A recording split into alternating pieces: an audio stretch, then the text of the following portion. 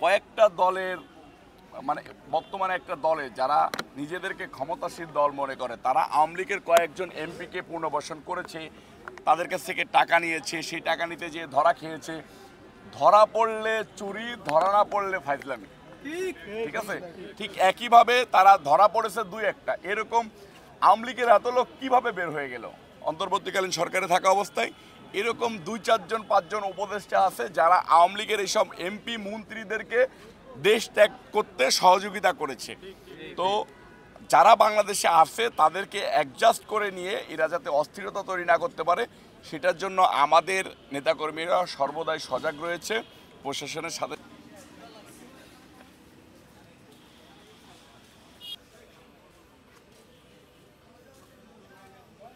অবৈধভাবে উনি অবৈধভাবে এসেছেন, উনি তো এটা করবে। এই রাস্তা বন্ধ করে জনগণের দুর্ভোগ কীভাবে আপনারা তো দেখেছেন। এখন এটা দিয়ে আমরা হাঁটতে পারি, যেতে পারি, সবাই সকালবেলায় ব্যায়াম করতে পারে, উন্মুক্ত। এখন জনগণের জন্য এটা উন্মুক্ত। উনি তো যেভাবে এটাকে এক নায়কতন্ত্র হিসাবে উনি ব্যবহার করছে, এইখান দিয়ে কেউ যেতে পারবে না। তাহলে উনি জনগণকে কিভাবে ভালোবাসলো? জনগণের ভালোবাসা থাকতে হবে, সাধারণ জনগণের মনের ভিতরে ঢুকতে হবে ওনাকে।